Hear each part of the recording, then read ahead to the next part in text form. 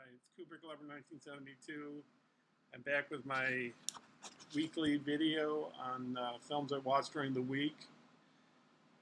So I managed this week to watch, let's see how many movies I watched. 7 movies.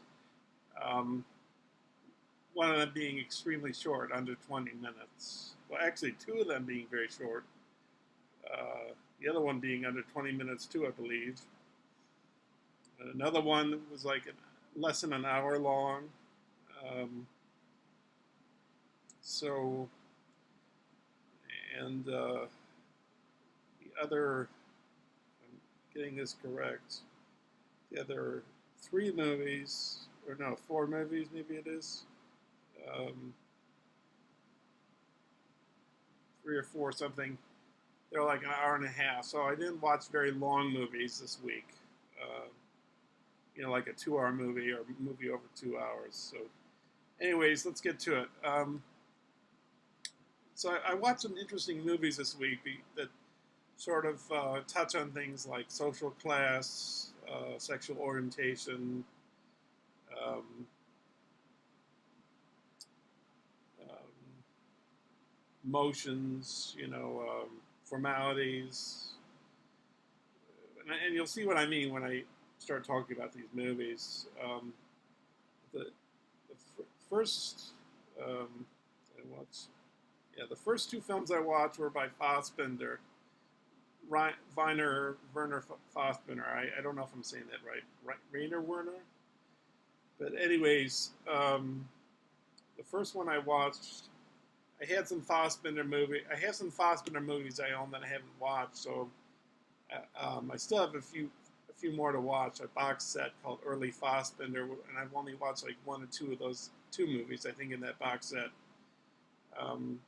But anyways, there's some other Fassbinder movies I have that I haven't watched, and this is one of them. It's a Criterion.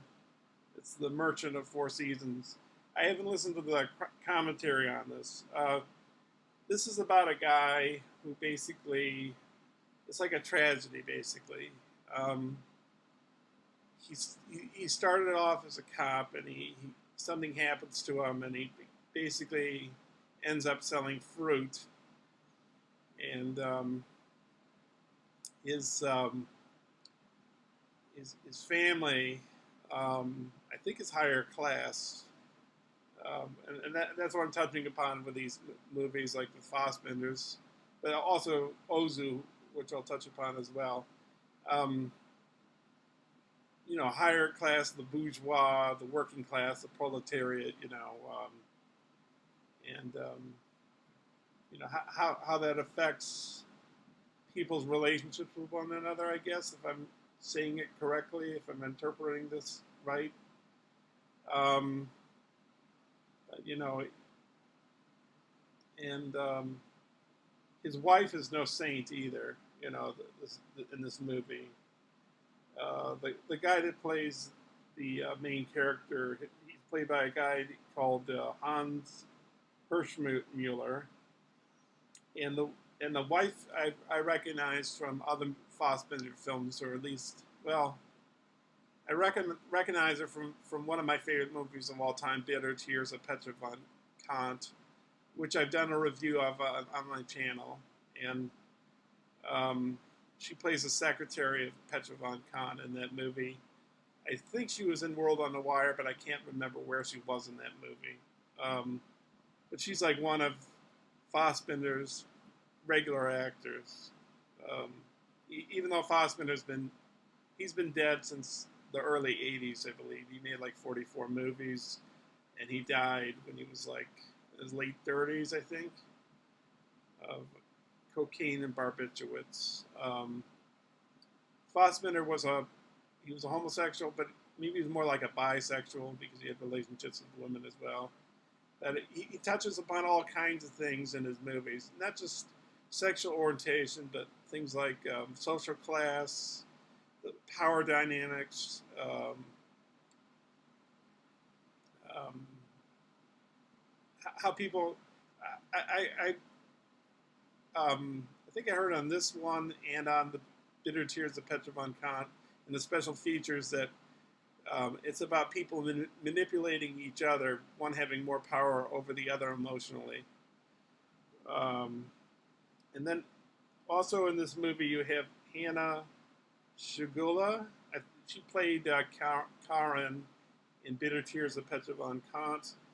And you have Kurt Rabe, who's also Kurt Rabe did the art direction for this film as well. He's a Wahana Shugula is one of Fassbinder's regular actors.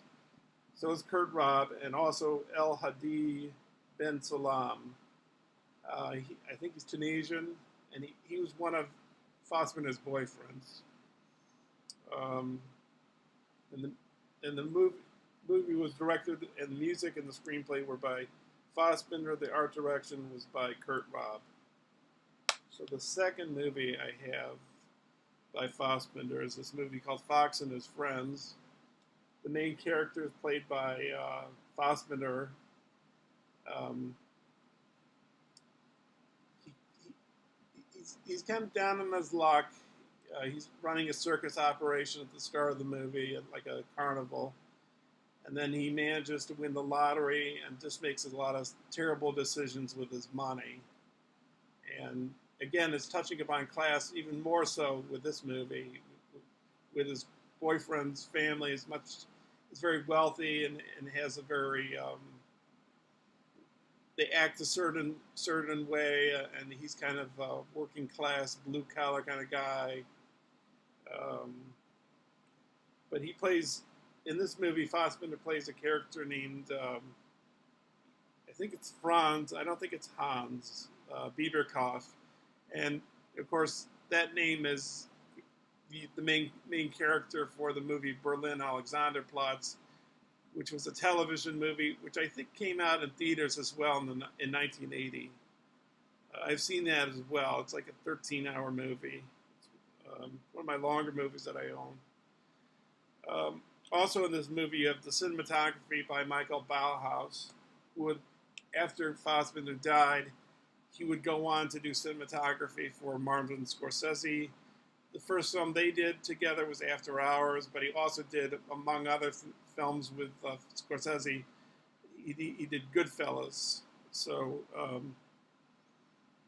and the thing about Fassbinder was when he shot his movies, he only shot a few takes. He shot like 22 films from like the late 60s up to like 1974. And he did like 44 films in his whole life, and he died in, I don't think he was in his early 40s. I think he was in his late 30s when he died. He also did stage productions as well. So he was very prolific. I mean, for a while he was making like 3 films per year. I think some of them were shorter than 90 minutes, maybe 90-minute length. And then towards the middle or the end of the 70s, I think he made 1 film per year. So, anyways, that's Fox. And Fox and His Friends. Well, The Merchant of Four Seasons doesn't have a happy ending. Neither does Fox and His Friends. I think a lot of Fassbinder's films, you're not going to find happy endings. I mean, on the Bitter Tears of Petra von Kant DVD it's a Blu-ray that I have. The professor says that he really is kind of a pessimistic guy, that he doesn't really have a lot of hope for humanity. But anyways, So switching gears. Before I get to Ozu, I have other movies I saw. Movie, one of my streaming services that I have. I watched two films on that on Thursday. And I forgot to give uh, ratings on the previous two films. Version of Four Seasons, I would give. I would give.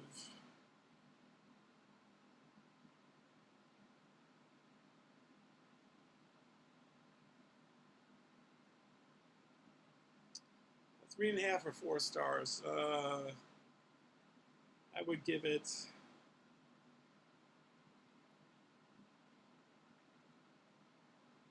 Sorry, I'm holding you up. Um,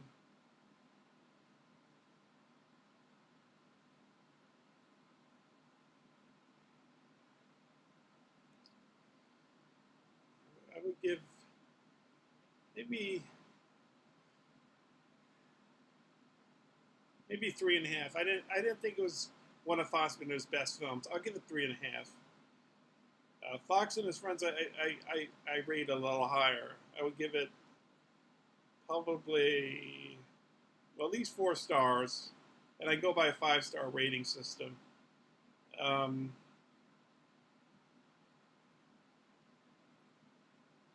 Maybe 4.5. All right, so next two films I saw in movie. The first film I saw was a animated film. It was made in the 70s, or was it? It's the 70s, yeah. Maybe the mid 70s. It might have been a college project that somebody did. Woman director named Susan Pitt. It's a movie called Asparagus. It's just lots of phallic imagery in the movie. It has animation and like painted animation or cell animation, also stop motion animation, and it doesn't really have like a point or anything. I mean, maybe it has like Freudian phallic notions, but it doesn't really. It's not trying to say anything. I don't think really. There's no like moral or anything. It's just an exercise in aesthetics. I would give that film probably. Mm,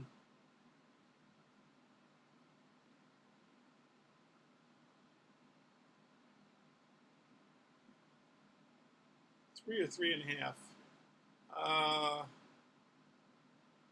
3.5. And then the next film I saw was probably the worst film I saw this week. It was on Mubi as well. I watched it because it was under an hour. I wanted to get more movies watched by the end of the week, and I watched this movie. It's called The Burning Hell. It's directed by Ron Ormond, who I guess was, I don't know if he's alive, but it came out in, I think it was 74. And he's an exploitation director. It was collaboration between him and basically one Baptist preacher. There are other Baptist preachers in the movie. I'm an atheist, but I just I wanted to watch something, and it sounded in a way sort of interesting. But it's basically this preacher giving a sermon, and intercut with that are scenes of what it looks like in hell, and like scenes in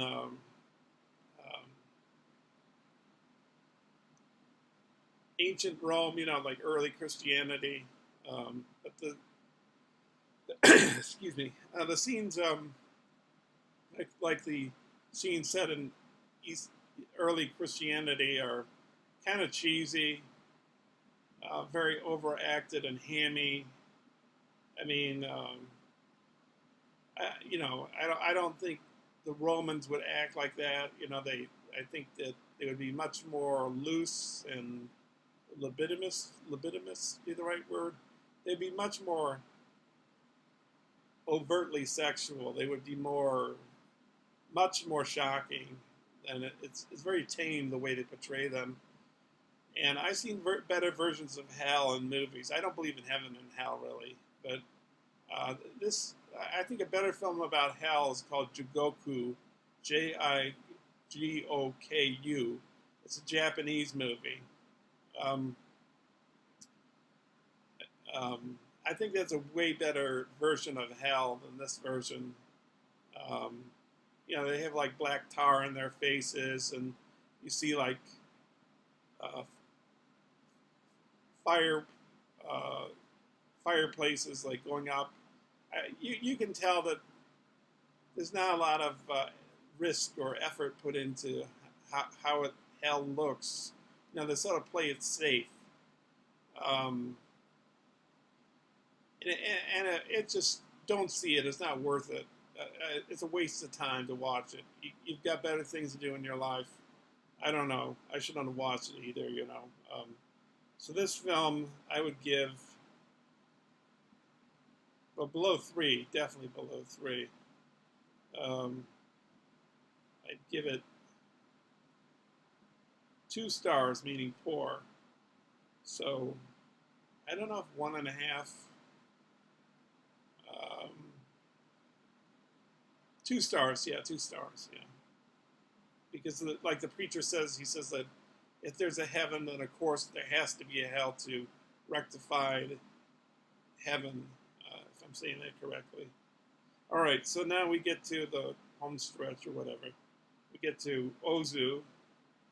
We get to a movie called Good Morning. He's a Japanese director, Yasujiro Ozu. I have a whole bunch of his movies. I want to go to Japan, trying to start to get that going. I got to save money, and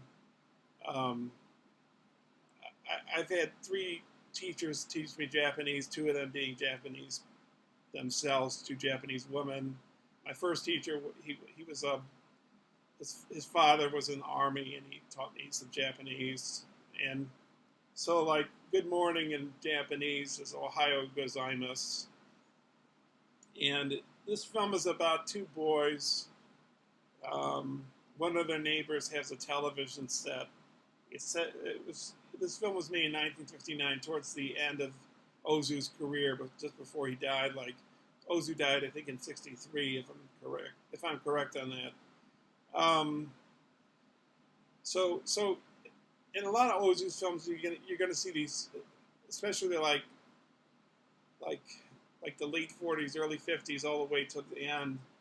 Well, like they say on this disc, on this Criterion, you'll see a much more complex dynamic, of much more complex array of characters. You have more characters in the films because he's mastering how to make movies.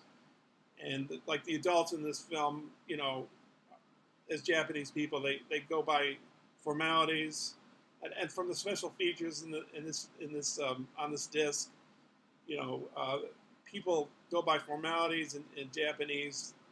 Like they say good morning. They make it a point to say to their neighbors good morning. Oh yes, Sumina-san, which means good evening.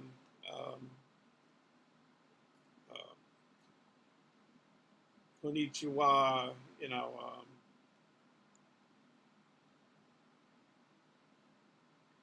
just trying to get my notes back. Okay, yeah. So they say all those kinds of things. Um, Dozo yasku. Hajimemashite dozo yasku. How do you do? Pleased to meet you. Domo arigato. Thank you. Kore wa. Kore wa Sumisu-san no thank you. Tokyo Denki desu ka? Are you Mr. Smith that works for Tokyo Electric? They bow to each other when they meet. They take their shoes off when they go inside somebody's house. That doesn't just happen in Japan. I think I've noticed it in Iranian films as well. Iranian films, that they take their shoes off when they walk I think they might do it in Pakistan, or maybe Afghanistan as well, where they take their shoes off before they enter a house. But the Japanese are into cleanliness and the formalities because they live very close to each other. It's a very highly populated, densely populated society, and they live very close to one another. So formalities are essential um, with each other. So everybody can get along with each other, and nobody causes any trouble to each other. That's why I guess you could say the Japanese are the way they are. So, but anyways, so these two boys, they want a television set. Back in those days, a television set was much more of an expensive luxury item than it is today, and people really had to slave away to, make money to buy something like a washing machine or a TV. These days, maybe a washing machine or a TV is not cheap. Maybe if you buy like a, like like a huge one you'd see in a bar, for a football game. But still, it's um, so and one of they show a scene on the TV which is a sumo match. The sumo wrestlers are spreading salt on the on the platform where they're going to fight. This is like a sign of good luck. Um, yeah, so they take a vow of not talking to the two boys because their father won't buy them a TV set. He's getting pretty mad at them for not, being obedient and all that kind of stuff. And but well, I don't want to ruin anything. I think it's a pretty good movie, and there's a point made about flatulence in a very tasteful way. Um, but yeah, so and it also doesn't just touch upon the young boys, but a few of the adult characters too have a pretty interesting dynamic, a pretty interesting trajectory of how their lives go during the movie, their narrative arcs or whatever. So this film I would give, oh, I would give it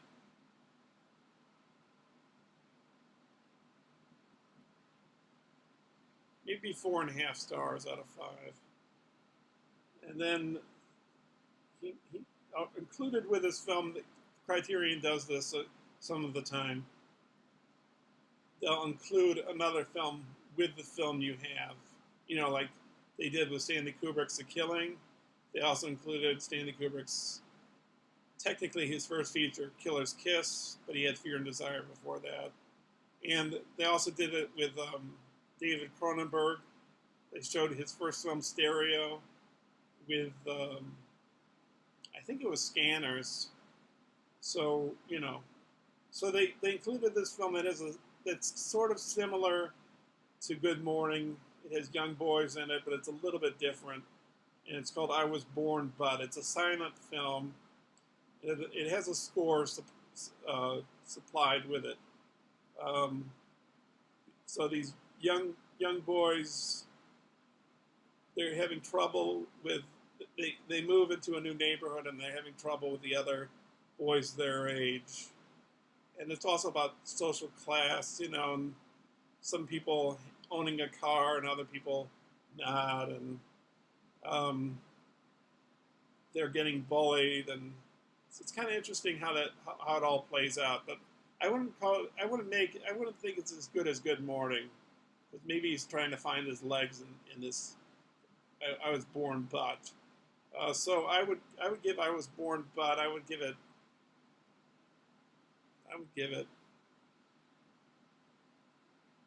3 or 3.5. Man, I don't know.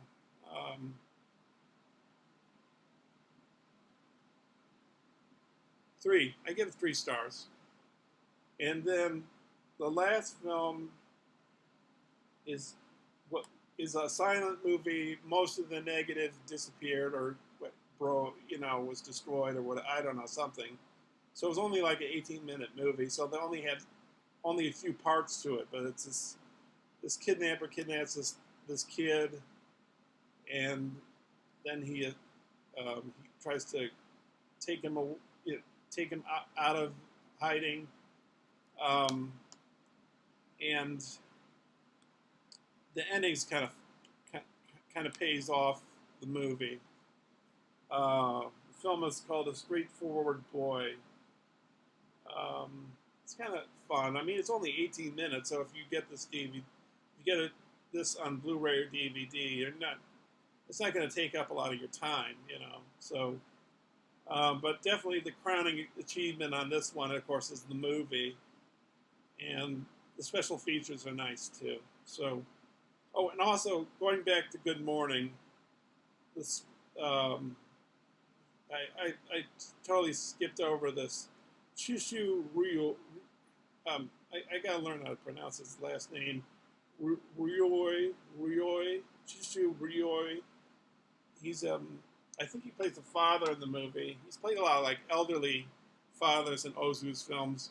He was an actor that was not really a professional. Ozu sort of knew this, and he would do countless takes upon takes upon takes upon takes to get the right performance out of him in the shot. Um, but you know, he's featured in a lot of other Ozu films. He's featured in Tokyo Story, Late Spring, and you'll see in those films with him Setsuka Hara, who died fairly recently, within the last few years or so, who's a prominent Japanese actress. He died, Chishuroyo, I think he died in the mid-'80s or early '80s. And also, the screenplay was written by Ozu and Kogo Nado, and the music was by Toshiro Miyazumi. Of course, the person that composed the music for this film, he's not really the most recognizable Japanese composer in the West. I think the only one really that everybody might, or some people in the West might know a fair degree, would be Toshiro Takemitsu. I don't know if he did Seven Samurai. He did Ran, I think. He did Ran. I think he's done some other Kurosawa. Maybe he did Kagemusha for Kurosawa.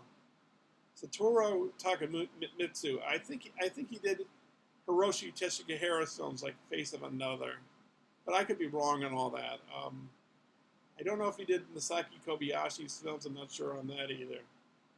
But I'm noting this particular composer because when you listen to the score for Good Morning, it is a really beautiful, nice, pleasant sounding score, and you really notice it. So I thought I'd give props to this composer of the movie. Okay, so that does it for this week. So I hope maybe you're interested in seeing these movies. You know, you might find, I guess, these films of interest. I think they were worth it. You know, these films are pretty. These films are pretty good. Of course, Fox and His Friends is much better than Merchant of Four Seasons. I think it's a better Fassbender, and Good Morning's pretty good too. You know, so. All right, so let me just do a shameless plug here. So I'll put up for 20 seconds. I'm sorry, right now. Right here is my blog with my poetry on it. Check out my channel. My channel has garage band stuff that I've done with my guitars and with my MIDI keyboard. I do have some other garage band stuff that I haven't put up on YouTube yet. One of them I think is in my iTunes, and another one is in GarageBand itself. I think I have a few other songs that are on my external hard drive. I was trying to make space on my computer for more video, like this, for example. Okay, so I guess that does it. Thanks for watching. Have a nice week. I'll see you next week.